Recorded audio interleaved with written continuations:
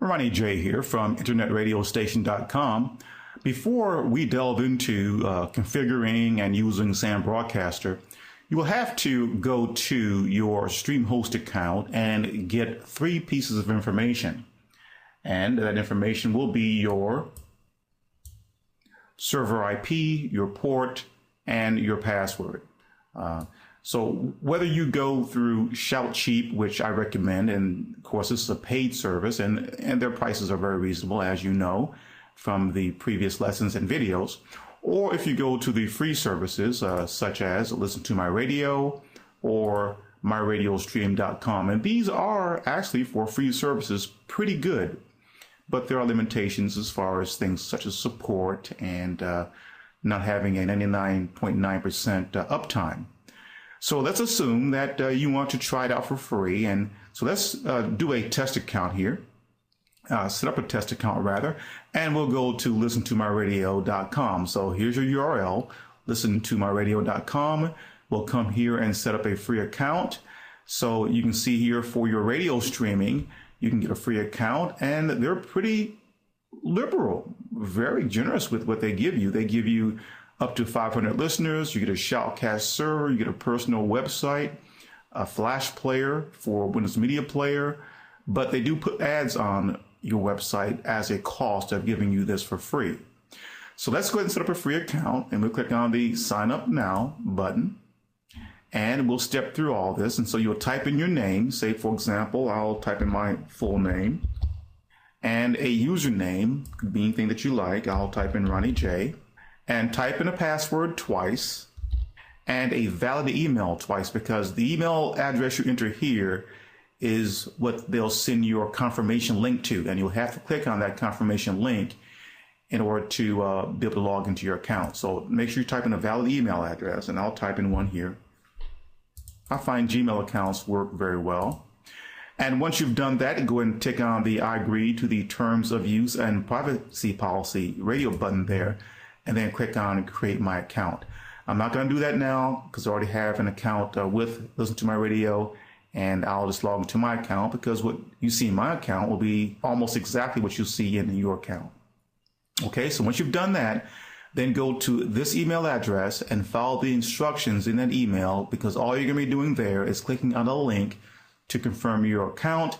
Then they'll redirect you back to this page where you can log in. So let's go to the login button here and select login and free account. And I'll log into my account. So you'll type in your email address and the password that you set when you registered, and click login now.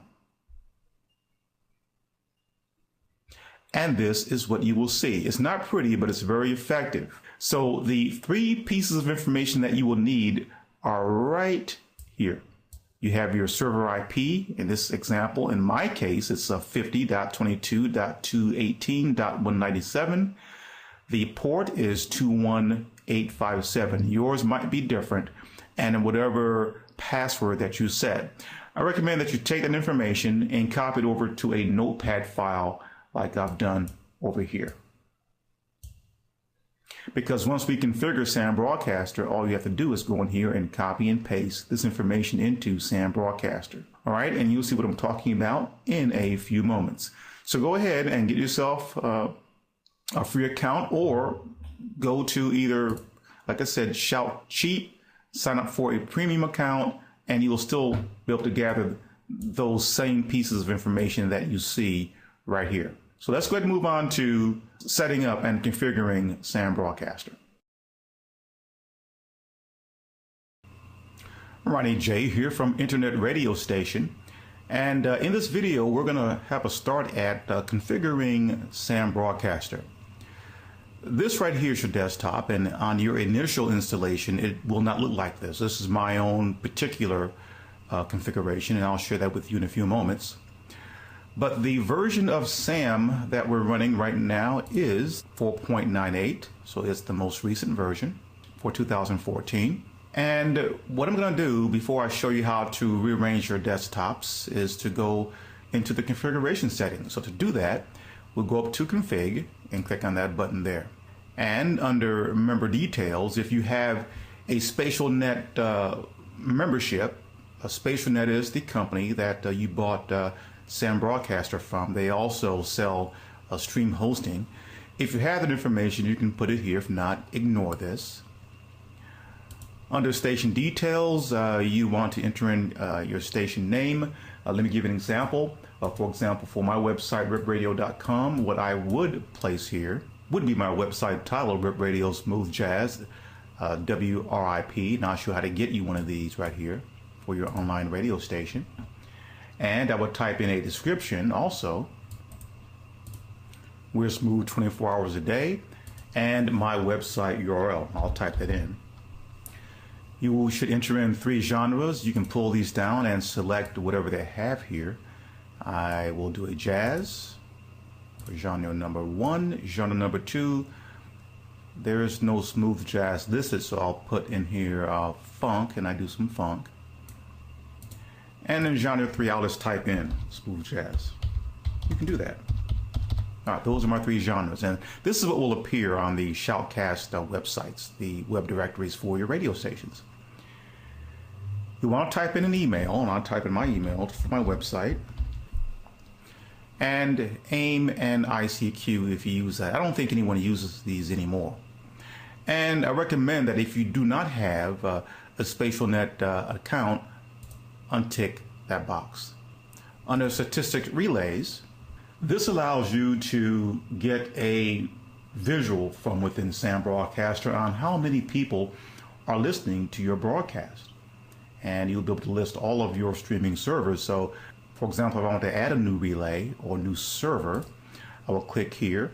And you're going to be dealing primarily with SHOUTcast servers. So you would tick on the SHOUTcast statistic relay radio button, then click OK. And this is where you will enter in that information that I mentioned earlier. For example, your host IP, your host port, and your host password. And I'll do that in a later video. I don't want these videos to be too long, so we'll do a separate video on setting up your SHOUTcast statistical relays. The audio mixer pipeline. This is a pretty cool feature of Sam Broadcaster. It really makes your audio sounds incredible. If you configure this correctly, you have all these different decks here. You could configure each deck individually, or you can do a global configuration by coming down here. So whatever you set these right here up to, they will filter through all of these. And I usually will make my changes here and not worry about the individual decks and sound effects.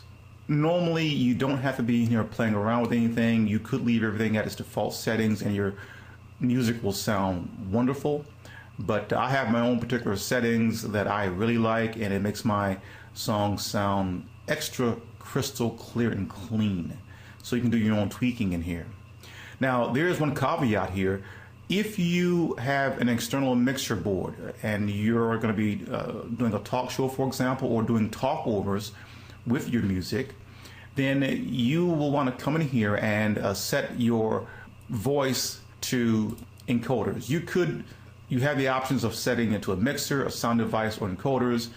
Again, if you have an external mixer board, set this to encoders, and that will be another video, and I'll show you how to set that up.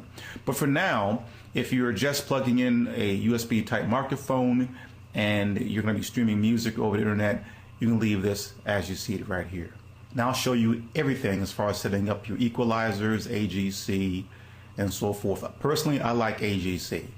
If you have DSP plugins, you can set those here also. There's a DSP plugin called Stereo Tool, which is pretty nice, but the new version of Sam Broadcaster allows you to get the best possible sound without those external plugins. Recall in Winamp, we used a DSP plugin. Well, Sam Broadcaster can also use DSP plugins. And again, I don't use them, and my radio station sounds just great. In fact, if I click on the AGC button here, this takes me into the AGC section, and I leave everything here at its default settings. And again, I'll discuss this in another video. Crossfading, you could leave this as they are. Personally, I do not like the Sam Broadcaster default settings. They just don't make logical sense to me. And let me show you how I've set mine up, and you might want to take note and set yours up the same way, and you can always come in here and tweak these. And let's start from top to the bottom. Up here where it says enable fade out, I leave that checked. However, enable fade in, that makes no sense, so I uncheck that. And as far as the curves, I leave both of these set to S curve, as you see here. The time, I set my time to about 3 seconds. And notice as I play with these sliders, it changes this graph here. And over on the right hand side, I set my time as far as enable fade in to 0. The level, I set that to 100%. The level over here to the right, I set that to 100%. The crossfade auto detect, I leave that as it is, auto detect. The fixed crossfade point, I set that to 0 seconds. The crossfade point detection, I set that to 22. The minimum fade time, I increase this to 300. You can use this right here to increase it. And the maximum fade time at 6,000 milliseconds, that's fine. And down here where it says do not crossfade or fade, I untick that button here. And I change this to 45. So this is how I set up ripradio.com as far as fading in and fading out the music, and is wonderful. So your graph, if you decide to use my settings here, should look like this. Under Gap Killer prevents those long pauses in between songs. You might have a song that has a large gap in the front of it or in the back of it. This prevents that. Here, I don't like Sound Broadcaster's default settings. After much experimentation, I've come up with my own particular set of configurations that work very well, so I'll put them here, and you may use them if you like. They work very well. So everything you see here, I have checked. Over here where it says trigger at, as far as remove silence from the beginning of the track, I increase this to about 45. So let's kick this up to 45. You can actually type it in there if you like. That's a minus 45. I leave the button detect and skip blips checked. Remove silence from the end of track. I also increase that up, make that a negative 40. Between negative 35 and negative 40 is fine. And I'll also increase this to 20 milliseconds.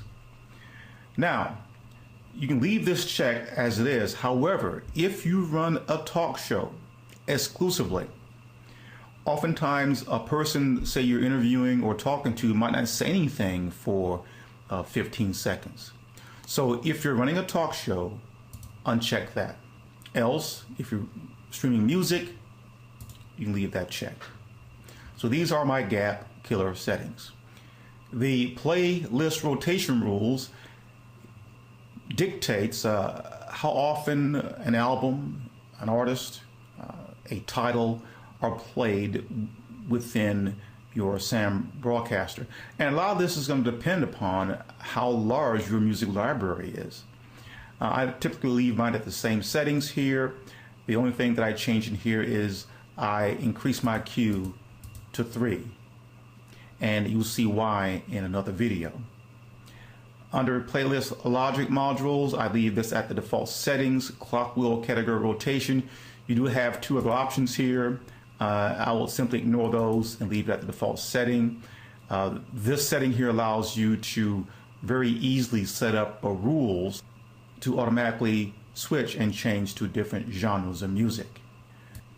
The request policy allows listeners to your website to request songs that they want to hear. And the rules I've set up here are that I can let a person vote twice, or that's 2 times per day, for 60 minutes, but no more than 10 times per day. So a user within this 60-minute window can request a song 2 times, but no more than 10 times per day. And that request will be delayed 45 minutes plus what's loaded into the queue. And this becomes crystal clear to you as to why I set this to 3. Because if I set this any higher and a person requested to hear a song and I set this, say, to 20, then that person would have to wait until 20 songs are played before whatever he requested is played. So I set my queue to 3. So a person can request a song, and then in 45 minutes, plus the 3 songs in the queue, say if each song was 4 minutes, so that'd be 4 minutes, it's 12 minutes plus 45 minutes, then that person's song will play. I always tick on the put request at the bottom of the queue radio button. It works best for me. And I leave everything down here checked. I uncheck the first one that says check against album repeat rule. Also down here, if you have a website, and you should, go ahead and enter in your website among the ones you see right here. Under General, when you first do your SAM Broadcaster installation, you're going to probably find the rotation set to heavy. I find that medium rotation works very well. By default, SAM Broadcaster sets up a local picture directory. Local, this is your local computer.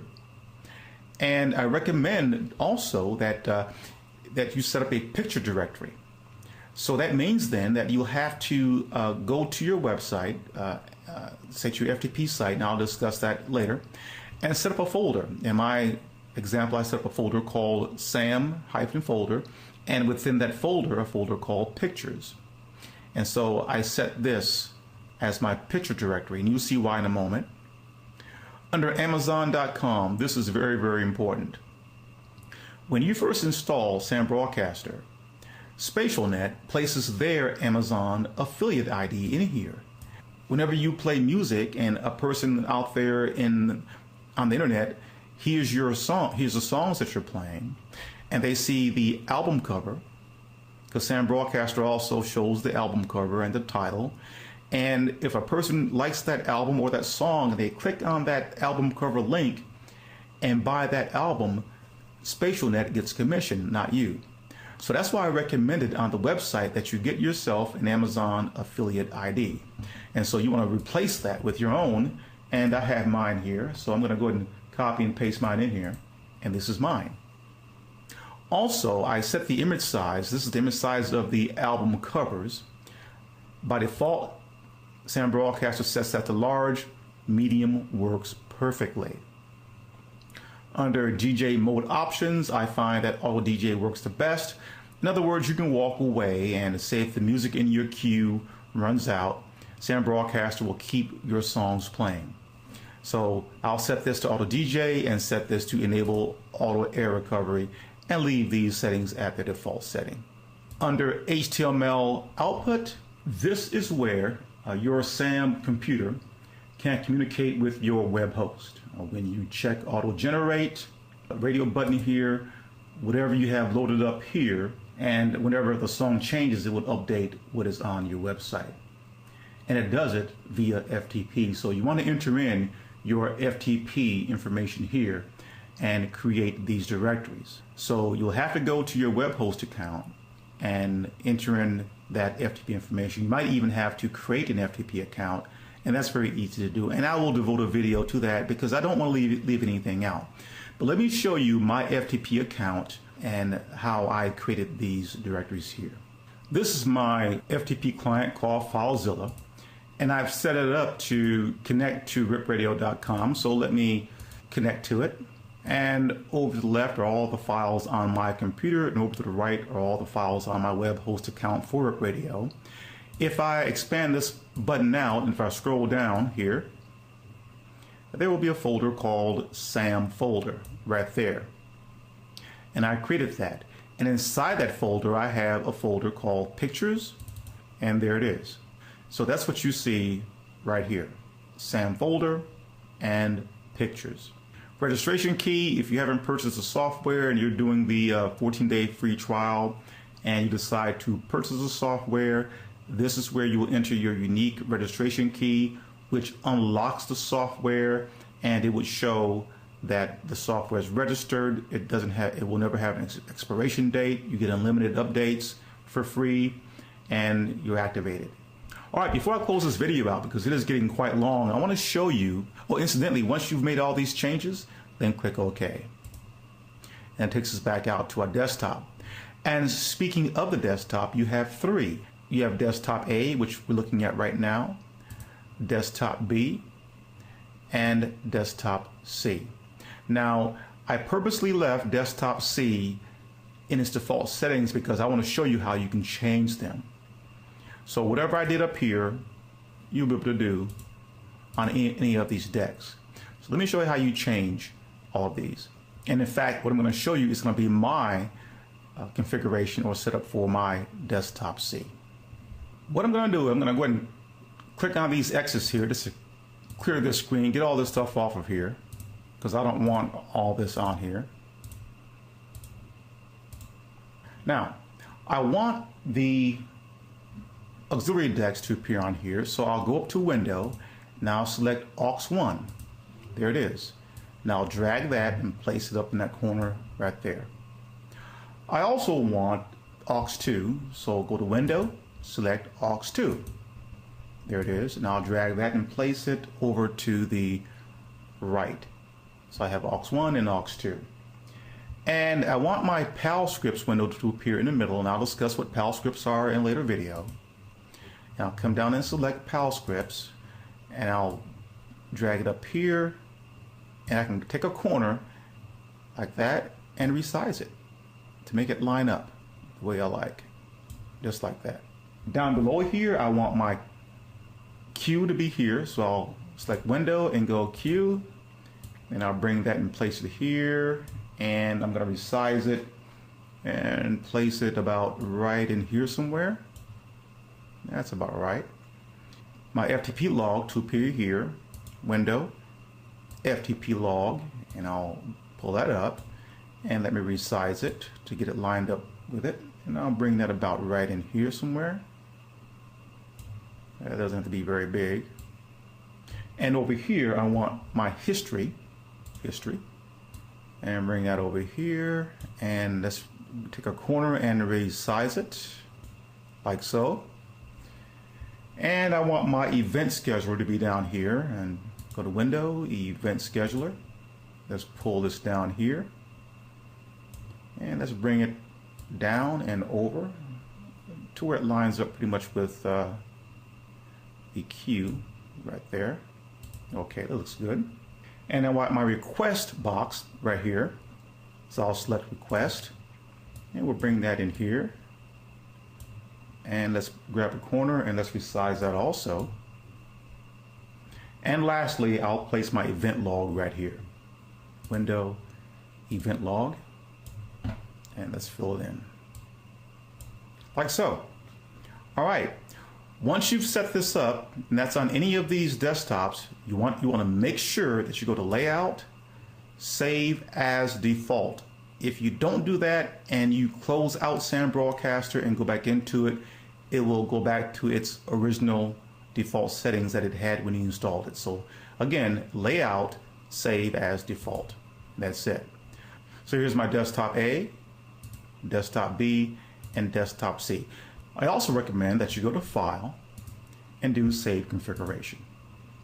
Okay, so all your configurations that you made in here are all saved.